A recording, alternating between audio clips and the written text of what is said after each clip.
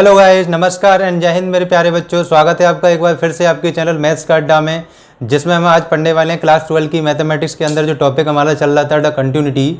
तो कंटिन्यूटी के रिगार्डिंग हम उसकी प्रॉपर्टी पढ़ने वाले हैं बच्चों के क्या क्या प्रॉपर्टी होती हैं कि अगर कोई फंक्शन कंटिन्यूस होता है तो और किस किस टाइप से उसकी प्रॉपर्टीज़ को हम उसके गुण को हम डिफाइन कर सकते हैं, राइट। जिसमें हम स्टार्ट करते हैं suppose the properties of continuous function. Suppose हमें पता है कि अगर कोई फंक्शन कंटिन्यूस है इन डी, है ना। लेट हम करते हैं सपोज सबसे पहली प्रॉपर्टी डिस्कस करेंगे जिसमें हमारे पास है let f and g are continuous function, जिसमें हमने दोनों फंक्शन कैसे ले लिए बच्चों, कंटिन्यूस, ठीक है। F and g are continuous both in D, यानी कि दोनों की दोनों कंटिन्यूस हैं और अपने डोमेन में हैं। डोमेन का मतलब एक पर्टिकुलर अपने अपने एरिया में ये क्या है, कंटिन्यूस हैं। तो हमारी जो प्रॉपर्टी रहेगी वो इनके रिगार्डिंग क्या रहेगी बच्चों, इसके छोटे छोटे सब पार्ट्स होते हैं पहली प्रॉपर्टी के, कि हमारे पास एफ और जी दोनों अपने आप में कंटिन्यूस फंक्शन हैं। तो दोनों फंक्शन को अगर हम क्या करें बच्चों, सम करें, राइट। तो अगर मैं इसको एफ प्लस जी करता हूँ इज ऑल्सो अ कंटिन्यूस, क्या रहेगा बच्चों, वो कंटिन्यूस माना जाएगा उसी डोमेन में जिसमें ये दोनों हमारे क्या थे, कंटिन्यूस थे, ठीक। सेकंड इसका जो पार्ट रहेगा सब पार्ट, वो हमारे पास अगर इसका हम सब्ट्रैक्शन करें यानी डिफरेंस निकालें, the difference is also a continuous in their D, right. Third हमारे पास होता है बच्चों कि अगर मैं इसका प्रोडक्ट करूं एफ क्रॉस जी तो वो भी हमारे पास क्या रहेगा, सेम इसी तरीके से कंटिन्यूस माना जाएगा, राइट। फोर्थ है अपना कि अगर मैं इसका रेसिप्रोकल करूं किसी भी फंक्शन का, एफ का करूं या मैं जी का करूं, राइट, वो भी हमारे पास कंटिन्यूस रहेगा, क्या रहेगा बच्चों, कंटिन्यूस। लेकिन जो डिनोमिनेटर वाला फंक्शन है अगर हम एफ एक्स को ले रहे हैं तो वो हमारे पास एफ जो है, एफ लिखो या एफ एक्स लिखा है तो ऑलरेडी एफ ही लिखेंगे, वो जीरो नहीं होना चाहिए, क्योंकि डिनोमिनेटर में जीरो आ गया तो फंक्शन हमारा रिजल्ट में नॉट डिफाइन हो जाएगा। Is that clear. आगे मैं बात करूँ तो दोनों फंक्शन का अगर मैं डिवाइड लगाऊँ तो भी वो कंटिन्यूस रहेगा, बट हमारे पास जो डिनोमिनेटर वाला फंक्शन है वो जीरो नहीं होना चाहिए। डिनोमिनेटर में जीरो हो गया तो जीरो का डिवाइड हम किसी में लगाते हैं, रिजल्ट हमारा नॉट डिफाइन आता है, इसीलिए हमारा जो डिनोमिनेटर वाला फंक्शन है वो जीरो नहीं होना चाहिए। Is that clear. तो यहाँ से हमारी पहली प्रॉपर्टी क्लियर होती है कि अगर मेरे पास कोई दो फंक्शन है एफ और जी, वो दोनों इस किसी भी एक पर्टिकुलर डोमेन में, अपने अपने डोमेन में, दोनों के दोनों एक ही डोमेन में, पर्टिकुलर डोमेन में वो दोनों के दोनों कंटिन्यूस हैं, तो उनका सम करें, प्रोडक्ट करें, डिफरेंस निकालें या उनको डिवाइड करें, राइट। तो वो भी हमारे पास जो नए फंक्शन निकल के आएंगे वो भी हमारे कंटिन्यूस फंक्शन बोले जाएंगे। Is that clear.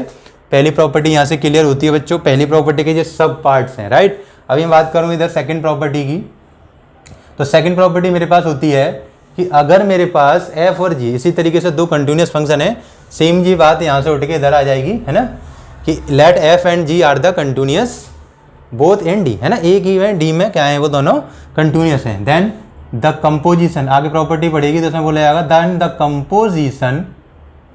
Composition of two continuous function, यानी कि दोनों कंटिन्यूस कौन से फंक्शन थे, दोनों सपोज हमने एफ और जी वही ले लिए, ठीक है। तो उनसे उनके कंपोजिशन से, composition of two continuous function is always, कैसा रहेंगे बच्चे, is always a continuous function. कैसा बोला जाएगा, वो भी नया फंक्शन बनेगा, वो कंटिन्यूस फंक्शन बोला जाएगा। अब बच्चों समझो कि कंपोजिशन कैसे करेंगे। यहाँ भी तो हम कंपोजिशन कर रहे हैं, आप समझो कि यहाँ भी तो हम कंपोजिशन कर रहे थे, ऐड कर रहे हैं, मल्टीप्लाई कर रहे हैं। तो कंपोजिशन में और उनके एल्जेब्रा में डिफरेंस होता है। ये एक तरह से बोला जा सकता है कि कंटिन्यूस फंक्शन की एल्जेब्रा बोले जा सकते हैं, कि एल्जेब्रा का मतलब दो कंटिन्यूस फंक्शन को प्लस कर रहे हैं, माइनस कर रहे हैं, डिफरेंस निकाल रहे हैं, मल्टीप्लाई कर रहे हैं, तो ये एल्जेब्रा ही बोला जा सकता है। लेकिन कंपोजिशन अलग पार्ट होता है। कंपोजिशन कैसे होता है, सपोज मेरे पास एफ एक्स इक्वल्स टू एक फंक्शन है साइन एक्स, ये भी फंक्शन है, ट्रिग्नोमेट्री फंक्शन है। दूसरा एफ एक्स इक्वल्स टू या फिर जी एक्स लिख देता हूँ अगला वाला function, suppose g x equals to मेरे पास फंक्शन है e to the power x. तो कंपोजिशन में क्या होता है कि एक फंक्शन के अंदर दूसरे फंक्शन को पुट करना, राइट। किस तरीके से, सपोज मुझे निकालना है एफ ऑफ जी, फॉग निकालना है, क्या निकालना है बच्चों, एफ ऑफ जी, इसको बोलते हैं शॉर्ट में फॉग, राइट। ये चीज़ें आपको कंपोजिशन ऑफ फंक्शन में मिलेंगी सेकेंड चैप्टर में आर.डी. शर्मा से, राइट। एनसीईआरटी से पहला चैप्टर है रिलेशन एंड फंक्शन, तो फंक्शन में मिलेगा कंपोजिशन ऑफ फंक्शन, ठीक है। तो वहाँ पर हम सीखते हैं एफ ऑफ जी निकालना, यानी कि एफ वाले फंक्शन में, यानी कि एफ वाले फंक्शन में जी एक्स वाला फंक्शन क्या कर दिया जाएगा, पुट कर दिया जाएगा, कहाँ पर, एक्स की जगह पर। एफ, ध्यान से समझो, एफ ऑफ जी एक्स का मतलब है एफ वाले फंक्शन में एक्स की जगह पर जी एक्स वाला फंक्शन पुट कर दिया जाएगा। तो यहाँ से मुझे मिलेगा सेकंड साइन एक्स की जगह पर पुट हो जाएगा ये, तो ई की पावर एक्स बन जाएगा। तो ये हमारे पास क्या हुआ, इन दोनों की कंपोजिशन से नया फंक्शन बना।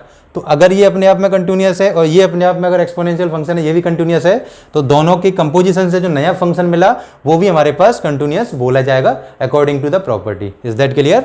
आगे बढ़ते हैं हम थर्ड पे, जिसमें मैं बात करता हूँ कि अगर ये कंपोजिशन क्लियर हो गया, ठीक। अब मैं बात करता हूँ कि अगर इसके अलावा कोई हमारे फिक्स्ड कोई फंक्शन है ना, जैसे बात करूँ मैं लॉगरिथमिक, है ना, और polynomial function, constant function, identity function, right. तो इन टाइप के फंक्शनों को हम किस किस तरीके से क्या क्या बोल सकते हैं, राइट। सबसे पहले बात करता हूँ द आइडेंटिटी फंक्शन की। कौन सी?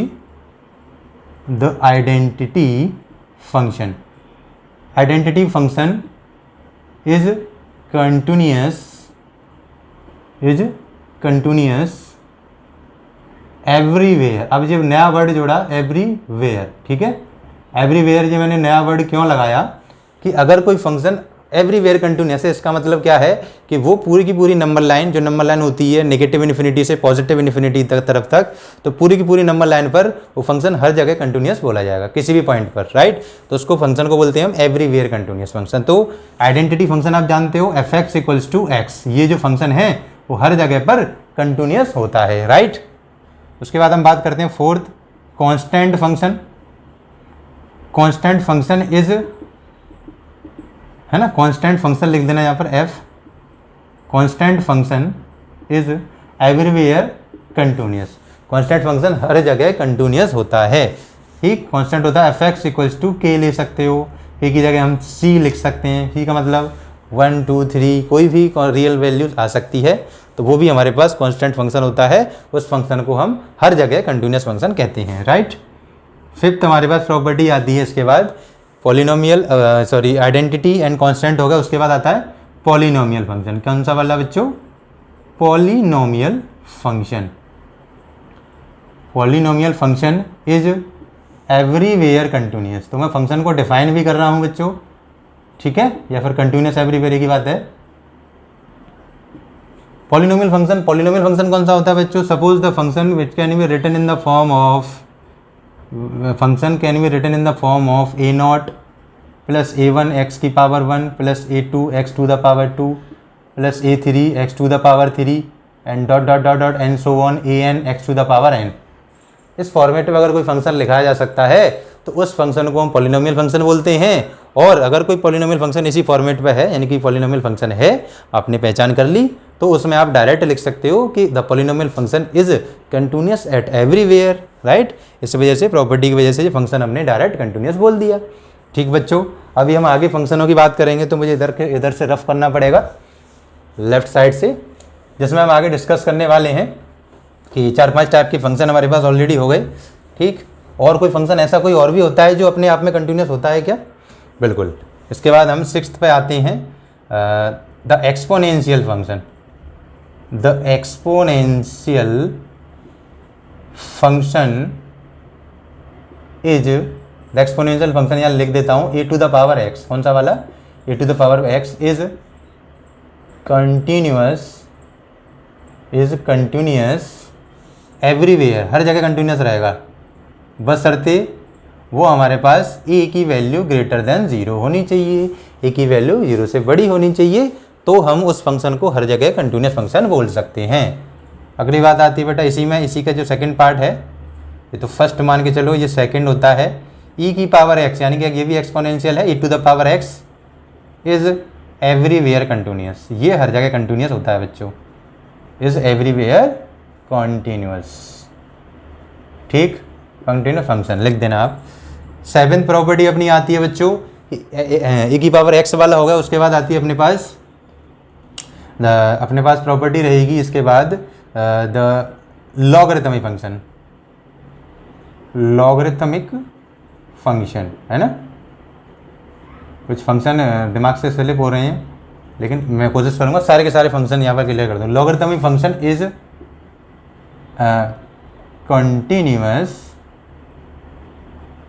कंटिन्यूअस, ठीक है,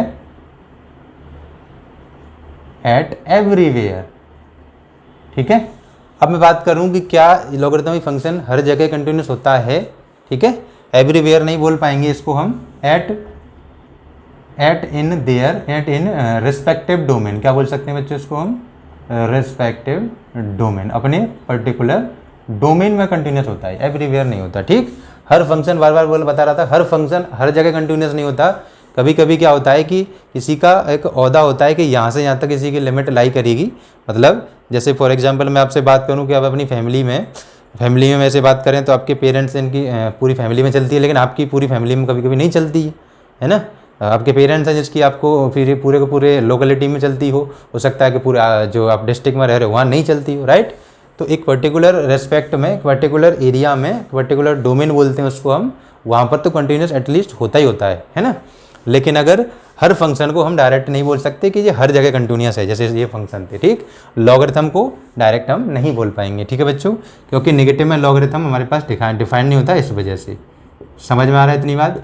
अब इतने फंक्शन ऑलरेडी हम डिक्लेयर कर चुके हैं। उसके बाद हम बात करते हैं ट्रिग्नोमेट्रिक फंक्शन, जिसमें हमारे पास sine is everywhere continuous. Sine क्या है बच्चों, एवरीवेयर कंटिन्यूस है, ठीक। साइन के बाद आता है हमारे पास कोसाइन, साइन के बाद आएगा अपने पास कोसाइन फंक्शन, है ना। Cosine function is everywhere continuous, right. Sine अपनी साइन जानते हो आप, ट्रिग्नोमेट्रिक साइन, ये कोसाइन का मतलब कॉस, ठीक। फुल फॉर्मेट में लिखा हुआ है मैंने इस वजह से। उसके बाद 9th के बाद टेन आता है। टेन में बच्चों में एक एक को अलग अलग नहीं लिखूंगा। उसके बाद बात करूंगा मैं टेंजेंट फंक्शन। टेन को मतलब टेंजेंट, ठीक, कोटेंजेंट, ठीक है, कोटेंजेंट। उसके बाद कोसेकेंट, ठीक है, कोसेकेंट। उसके बाद सिकेंट यानी कि सेक। टेन, कॉट, सेक, कोसेक, ये सारे के सारे इज कंटिन्यूस, कंटिन्यूस तो होते हैं, is continuous in their domain, ये अपने डोमेन में ही कंटिन्यूस होते हैं। यानी कि इनकी एक खास लिमिट, एक खास एरिया होता है, एक खास ओहदा होता है कि उस क्षेत्र तक ही ये कंटिन्यूस होंगे, उसके अलावा हर जगह कंटिन्यूस इसको हम नहीं बोल पाएंगे। समझ में आती है बात, ठीक। कांस्टेंट हो गया, आइडेंटिटी हो गया, पॉलिनोमियल हो गया, कंपोजिशन हो गया, लॉगरिथमिक हो गया, एक्सपोनेंशियल हो गया, साइन, कॉस, टेन, कॉट, सेक, कोसेक सारे हो गए।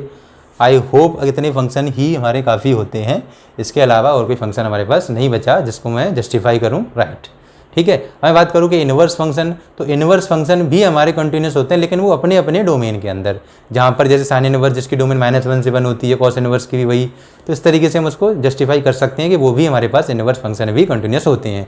लेकिन हमारे पास सिलेबस में इतने ही फंक्शन काफ़ी